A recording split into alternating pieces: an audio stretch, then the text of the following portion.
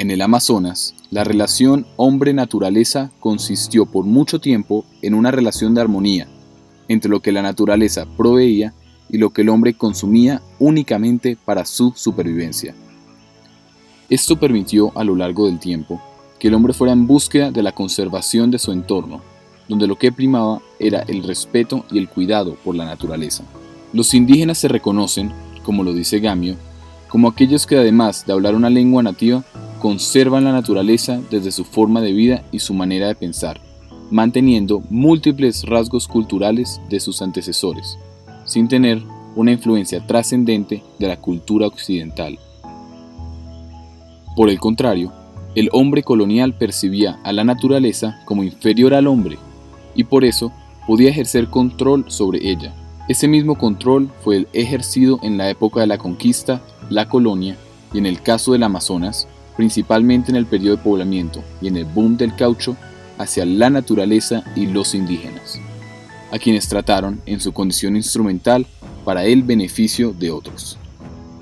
Cuando hubo contacto entre las culturas indígenas y culturas occidentales, la estructura social tradicional, instaurada por lo menos con 3 siglos de anterioridad, sufrió un cambio, donde los indios conformaban la categoría social dominada, rigiéndose bajo la forma colonial impuesta por los colonos. Es así como surge un proceso de aculturación indígena, que es provocada por la ignorancia de los colonizadores frente a la realidad social y ambiental del territorio amazónico. En pocas palabras, este fue el comienzo de la metamorfosis cultural. Esta circunstancia fue la que se dio en Amazonas, donde la fuerte influencia occidental en el territorio amazónico ha provocado una gran metamorfosis en diferentes aspectos. Por un lado, ha ocurrido un cambio en la interacción antropológica respecto al vínculo entre el hombre nativo y su territorio. Y, por otro lado, la explotación indiscriminada de recursos naturales ha causado daños que pueden llegar a ser irreversibles para el medio ambiente.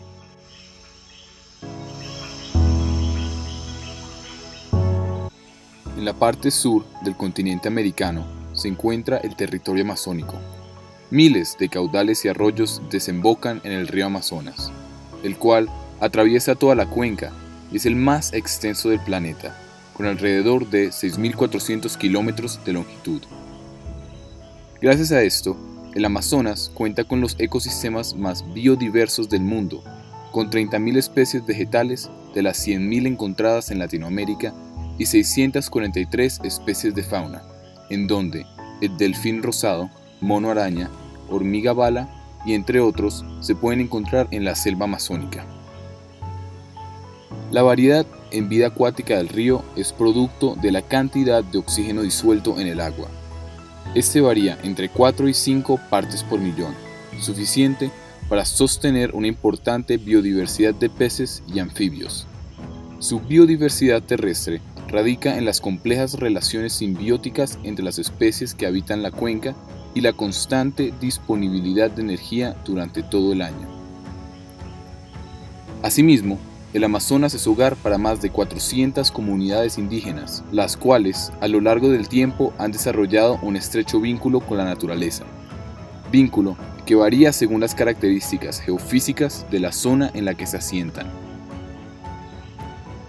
Dentro de dichas zonas se destaca la variedad en el clima, el agua y los sedimentos de sus suelos. Respecto al clima, en diferentes temporadas del año se presentan precipitaciones de acuerdo al ciclo estacional de la región. Del mismo modo, las fuentes fluviales se dividen en 3 tipos de aguas: blancas, ricas en nutrientes y recursos hidrobiológicos provenientes de los sedimentos; negras, con presencia de materia orgánica en descomposición; y claras, que transportan poco sedimento.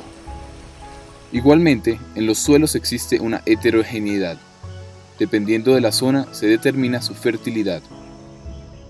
Esta misma multiplicidad geofísica es la que genera versatilidad en las formas de vida de cada comunidad.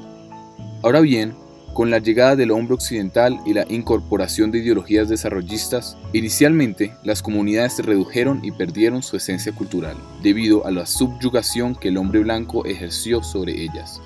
De igual manera, la biodiversidad se redujo de una manera drástica a causa de la extracción indiscriminada de recursos naturales por parte de los foráneos, afectando las relaciones simbióticas, las cadenas alimenticias y al mismo tiempo el ecosistema. Adicional al daño ambiental efectuado por los españoles que llegaban, también fue preocupante el epistemicidio del cual los grupos indígenas fueron víctimas, debido a la imposición de ideas y a la anulación de sus formas de conocimiento. Con esto, muchos conocimientos ancestrales se perdieron y se condenaron a las comunidades a coexistir bajo un parámetro desarrollista equívoco que más que ayudarlos, los disipó. Uno de los momentos más crueles y frívolos del hombre occidental fue el periodo de la extracción de caucho a finales del siglo XIX e inicios del siglo XX. Gracias a la gran cantidad de árboles de caucho encontrados en la selva amazónica, este territorio fue la principal víctima de esta actividad extractora.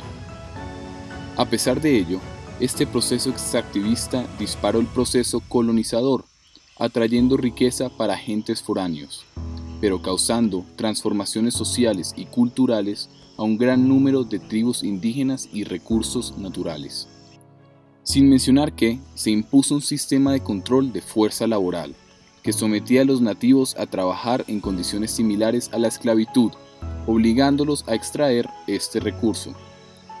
Esta situación aumentó el genocidio de indígenas que habitaban la cuenca, puesto que fueron objeto de agresiones territoriales y culturales por parte de los caucheros. Muchos grupos indígenas fueron un obstáculo para este proceso, pues iban en contra de la explotación de este recurso. Sin embargo, fueron obligados a ceder por temor a la muerte. A inicios del siglo XX comienza el tercer periodo de ocupación territorial, donde la producción evolucionó de tal forma que se enfocó en nuevos métodos como la agricultura, la pesca, las maderas, la minería y el petróleo. Al imponer nuevos métodos de explotación de los recursos, la cultura indígena sufre una occidentalización y su cultura se ve muy afectada. La relación preexistente entre el hombre y la naturaleza es modificada por completo, dejando a un lado la superioridad de la naturaleza y haciéndole perder a ésta su designación sagrada, volviéndola profana. Esto fue producto de un aparente cambio de intereses, que se volvieron netamente de intervención y destrucción masiva, auspiciando el beneficio de unos pocos.